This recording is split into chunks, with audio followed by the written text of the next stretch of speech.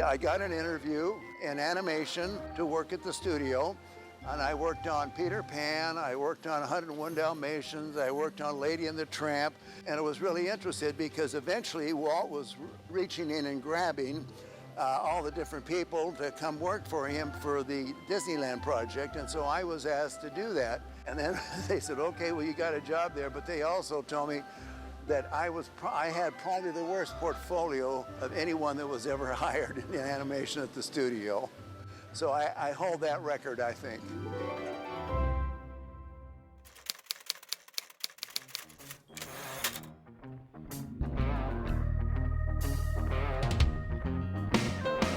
He's a force of energy, is what he is. He just comes into a room and he just lights it up. He really, in his work, embodies humor. I mean, he personifies humor in a three-dimensional or two-dimensional way. Rolly was always building goofy little models. He was always doing crazy art. Rolly is this kooky artist. You'll be hearing that from almost anybody you talk to. When I saw him, I saw someone I thought, this is basically who I'd like to be. Basically a grown-up kid who gets paid for indulging all these wonderful, whimsical, humorous projects. You felt like you were allowed to be creative.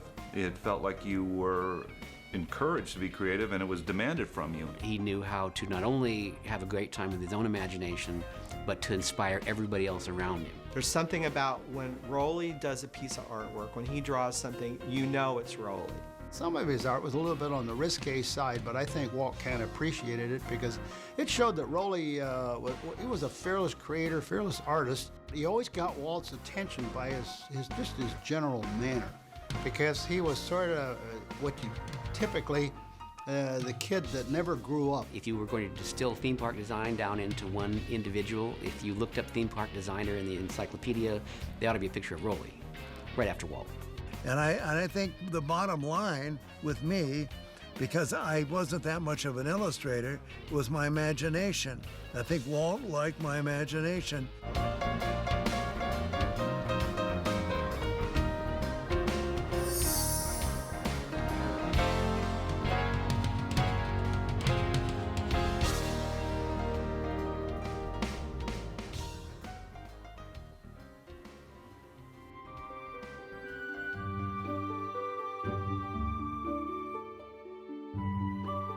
I love to draw, and I have a beautiful little book of a lot of the drawings that I did when I was 2, 3 years old. I was mostly influenced by the comic strips, Red Ryder, Prince Valiant, and Hal Foster did Prince Valiant, so I was very much influenced by them. And then I got to the point that the comic books came out. I would actually sit and trace them. I would trace Superman and I'd trace Batman. It's a habit that I've had for years that really has helped me, and the fact that a lot of artists that I've basically fallen in love with their work, I will trace a piece of their artwork just to get a feel. And I've talked to other artists and they said they did the same thing. And I think the bottom line with me, because I wasn't that much of an illustrator, was my imagination. And I attribute that to the radio. Because when I was a little kid, I couldn't wait to get home and turn on the radio and listen to the serials. Jack Armstrong, the All-American Boy, you know, there was Captain Marvel, there was all of these. But for you to sit in there and listen to those shows, it was all, you had to get the pictures in your head. So the imagination is what really helped me immensely.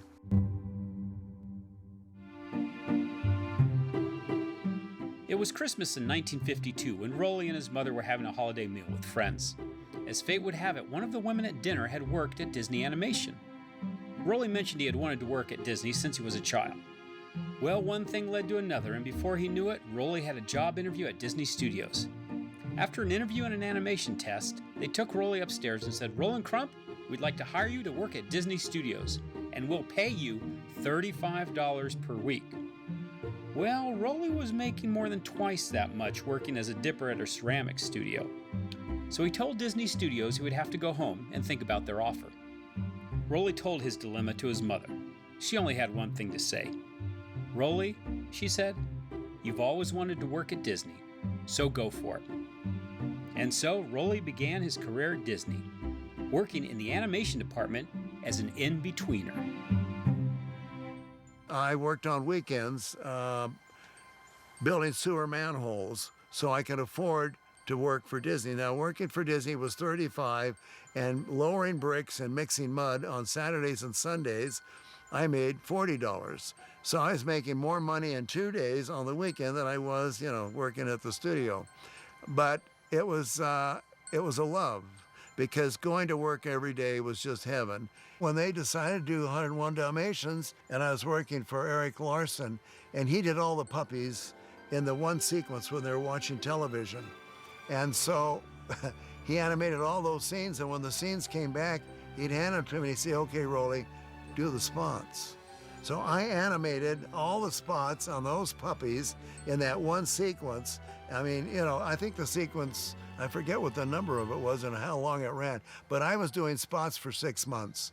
So that was a lot of work to bring that back. And working for Eric Larson, who was one of the 9 old men, was absolutely a delight. And we got along beautifully.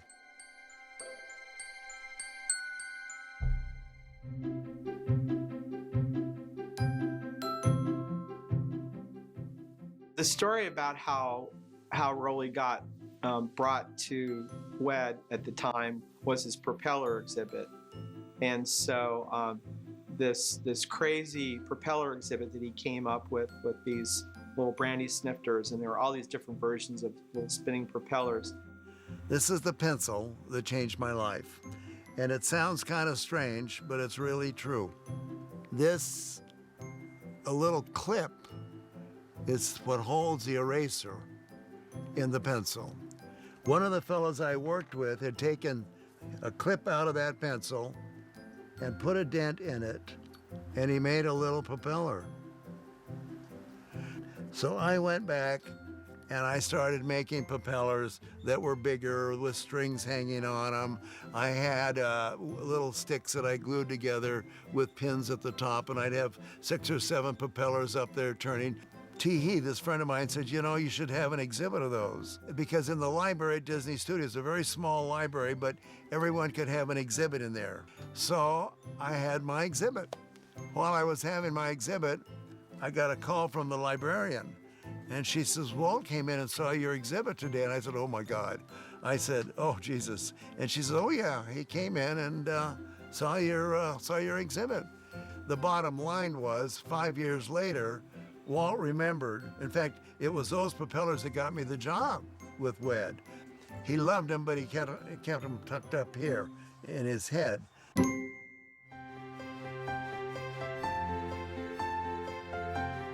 It was a secret workshop.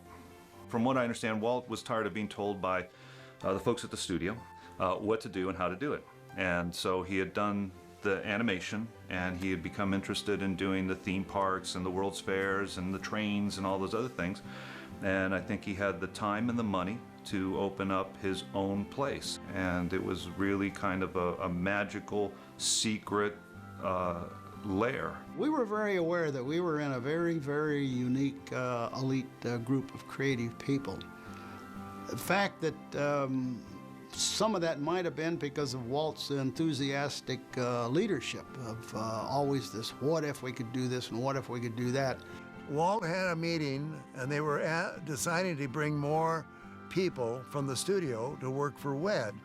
So then he was in a meeting one day, and he said, we should get some more of the guys from animation and get them over there. And so he said, "I need some of you guys' ideas. It would be perfect for that." Well, Ward Kimball, crazy Ward, said, "Well, why don't you get Eric Larson's assistant, Rolly Crump?" And Walt said, "Well, who's Rolly Crump?" And he said, "Well, he's the kid that did all those propellers." And Walt said, "Oh, he did the propellers." Then I was invited to go to work at WED.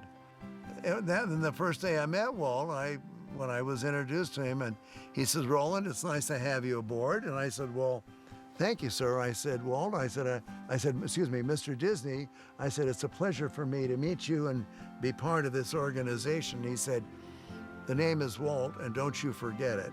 The environment was set up in such a way back then that Walt had people there to come up with ideas and be free thinkers, and that's what he wanted. And Rolly, just his nature, was kind of a perfect fit for that. Disneyland was built in 1 year, and when you say that in current day, you can't even wrap your head around that. He used to take his daughters over to a little carousel in Griffith Park and sit there and have them enjoy themselves. And he just thought that there should be something a little bit more to where the parents would have something to enjoy doing along the same time that they were. So I think he started collecting an awful lot of things. The first thing I did when I came there, they were going to build an Oz ride at Disneyland, because Disney owned all the Oz books, but they didn't own The Wizard of Oz. So Walt decided he wanted to do Ozland, and so they were going to do that. So and because of my propellers, the first thing they asked me to do was do a field of flowers that were propellers. So I worked on that for a while, and I thought, oh my God, and this was a little model that we were building. So this whole room was filled with these little propellers.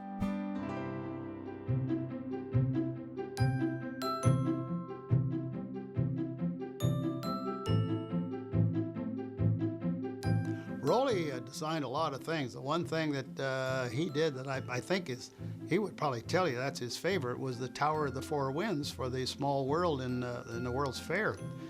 He built this elegant little model. I mean, just typical Rolly, just gorgeous art, beautiful. But at that time, he didn't appreciate the fact that when you're going to have a bunch of structural engineers design it for the manufacture of it, that a lot of the parts are going to be a lot thicker than what you had in mind. There's a tower that I made from propellers that Walt said, I want you to take these propellers and make me a tower for Small World for the World's Fair as a marquee. So I made a model, and he loved the model. We were on TV talking about the model. I don't think Tower 4 Winds, I don't think he was as satisfied with some of the engineering that went on, because because of wind loads and all that kind of stuff. It got fatter than his model. His model was absolutely gorgeous. And I think he might have been a little disappointed with the way it actually got manifested. So Walt and I were standing there looking at it, and he said, well, what do you think, Rolly? And I said, I think it's a piece of crap. Now, I don't believe anyone else would ever talk about what they designed to Walt and tell him it was a piece of crap. He knew where I was coming from, because he immediately said, Roland, they have to do the engineering to support this. He says, it's not as delicate as your little model, which was gorgeous, but he said, you know, it's still a very beautiful piece. And he said, plus the fact that it can't be a piece of crap, he said it cost me $200,000. So I said, okay, well, it's not a piece of crap.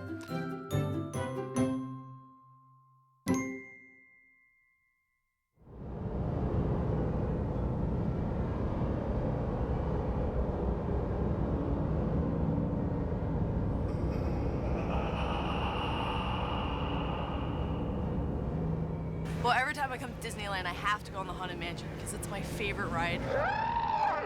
It's scary but fun. I like the ghost that ride with us. The ceiling, it showed that it was stretching up, and yeah, I'm easily scared. The stuff he did for Haunted Mansion, really, really sharp stuff. I wish more of that had gotten into the final product, frankly. But it was a little bit on the dark side. It had a dark whimsy, if you want to call it that, a dark humor to it. The next thing I know, they decide to have Yale Gracie, who was a background painter, and I worked together on the concept for the Haunted Mansion. Yale was incredible. He was a genius. He was a little tinker toy guy, but he had this incredible little mind of how to do this stuff. He and I started coming up with illusions. We started reading books on ghosts, and we started going to movies about ghosts, because Walt just wanted us to be left alone and do whatever we wanted. Yale had come up with this incredible idea. He had a statue of Beethoven, a little head, and then he had a film taken out of the library of Hans Conried's face, Mirror, Mirror, who's the fairest one of all? So what Yale did was he projected that little piece of footage onto the Beethoven statue, and it looked like the statue had come to life. So we decided to show that to Walt, and we showed it to Walt. He's just so madly in love with it.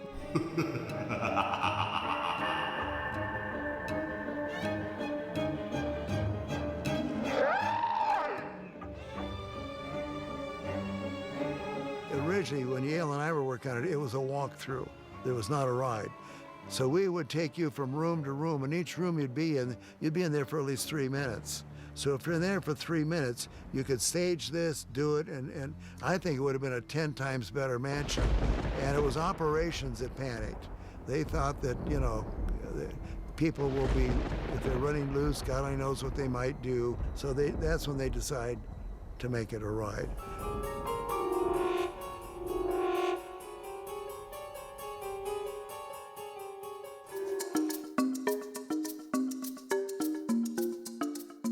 We created a new type of animation.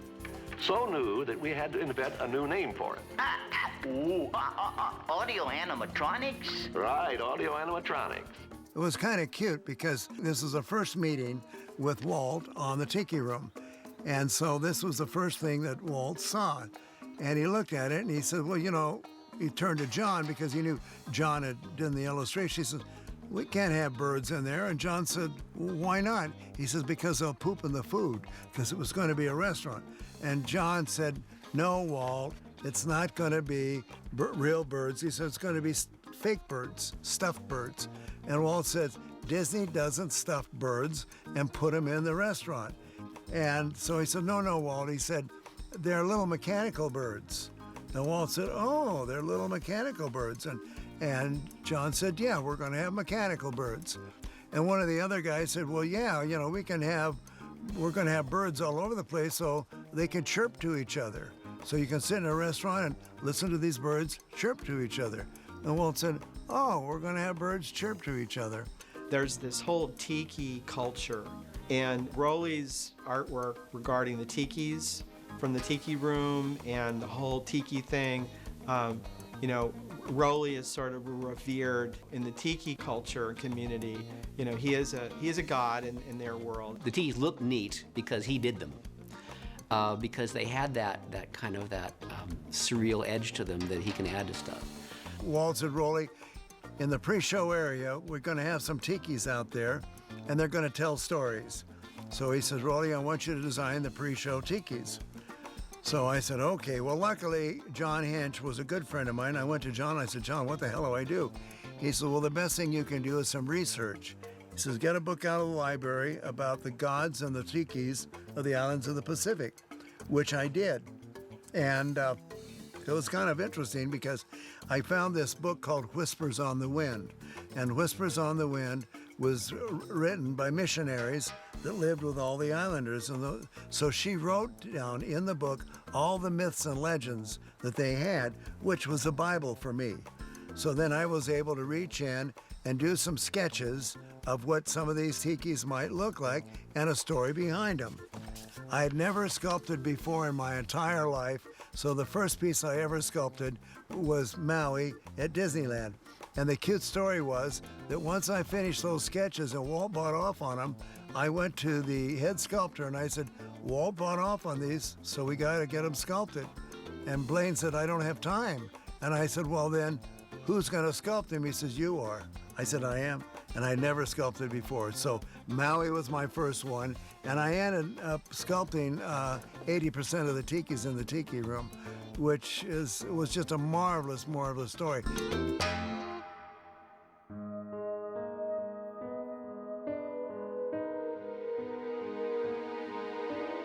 The Museum of the Weird that I thought was just brilliant. And it was hugely prolific. I mean, he turned out, you know, books and books and books of these really, really well done drawings, and they had, again, that dark, ironic kind of thing to them.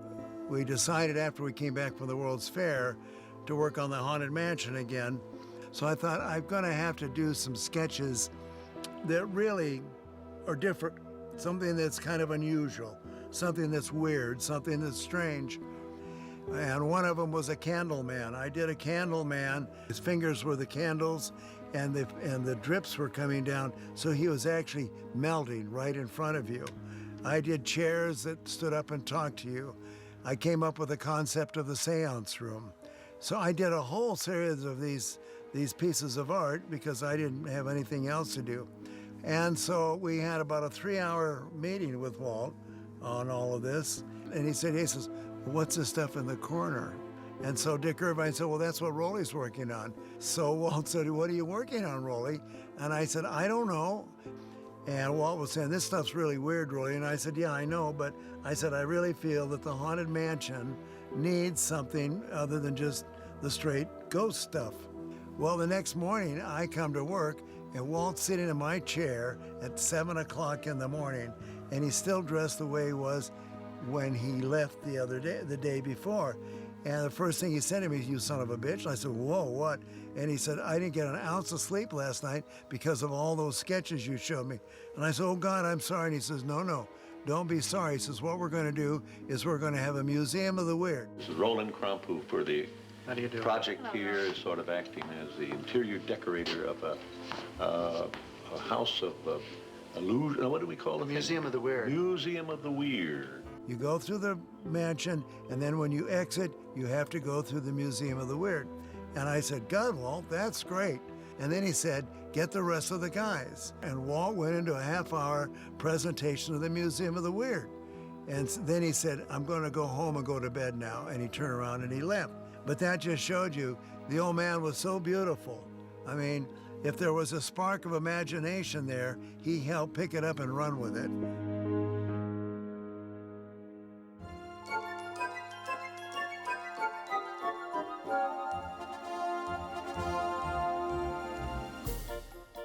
When a child sees the front of Small World, it's like, it's a kingdom. It's a castle in itself, and it's a place, it's a world, you know, and you want to get in there and you want to see it. The toys, the facade, and all of that was just pure, complete Rolly. It's a magical story. It tells you that everything's going to be okay. It has a happy ending, and it tells you the world is a happier place because everything works together. And the fact that Small World has the legs that it has, and I bet there are more Small Worlds around the world right now in Disney parks than there is any other one single attraction. One day there was a meeting called, and Walt came in, and he said, well, there's one more piece of real estate left at the World's Fair, and he said, I'd like to do a little boat ride. East meets West. It's a small world, and that's the name of our latest attraction at Disneyland. Well, we all kind of looked at each other like, oh my God, he's lost it. I mean, we've already working on Mr. Lincoln, the first time an animatronic figure ever stood up. We're working on all the Ford Pavilion with all the animatronics that are in there and everything, and he wants to do a little boat ride. So I was assigned to design and build the toys, which I did. I was over there building toys, and by the time I got finished, there was 30 people working for me. I had a whole bunch because we had I think we had 350 toys that we were building from scratch. As far as doing the sets and the design of the interior for Small World, we set them up with the proper lighting, with the proper sound, and then we had a boat on wheels. And we put Walt in the boat on wheels, and then we'd push him through the ride very slowly, the speed of how we would actually see it.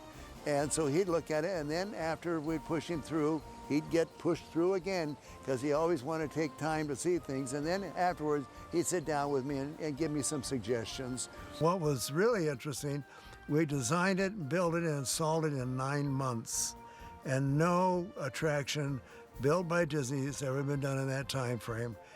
And I used to sit on a park bench over here and watch people come out, and they're all laughing and having a good time, and it made me cry. And so to see people come out here smiling, laughing, and crying, or whatever, it was that's heartwarming to see that the public enjoys it so much, and it was a great time. It's always been very sentimental, the whole thing.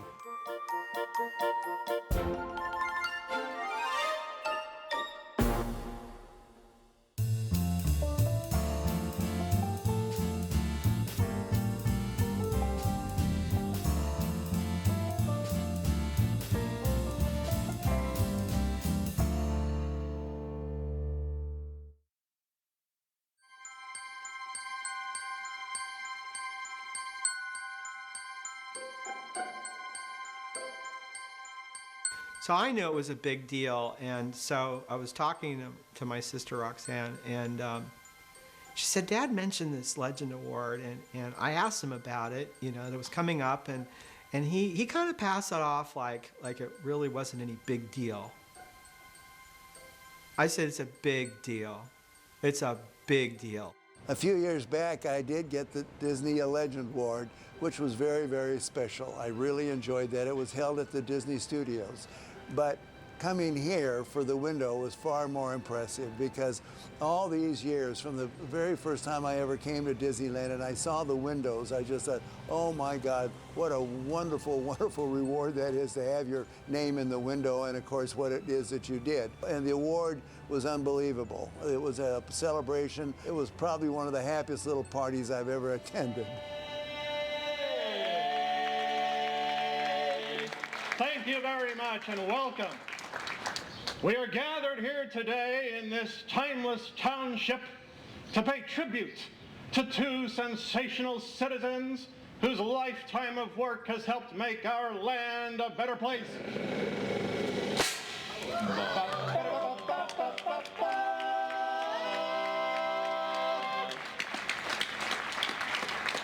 Now, on behalf of all of us here at the Disneyland Resort, we'd like to present to you a replica of your window. It's right here, right over there. Right over this way. Right over this way.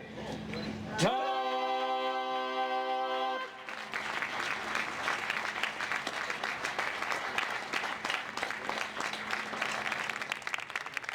We were in a meeting on the Haunted Mansion one day, and Walt turned to Yale Gracie. He says, Yale, I want you and what's his name to do this. So he finally ended up giving me the nickname Rolly, which I really appreciate. So those are, they can go on forever, so we'll kind of cut it off here. But anyway, it was really a pleasure, and I'm very excited to have a window. So thank you.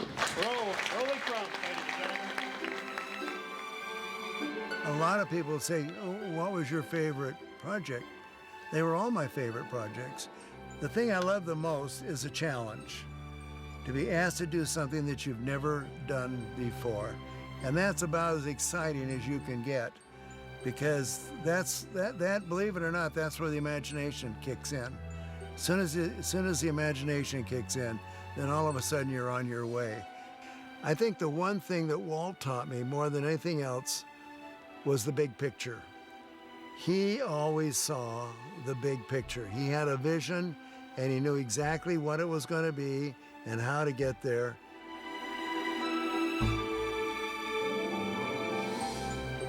Way back when we started including Walt, he didn't know what he was going to do.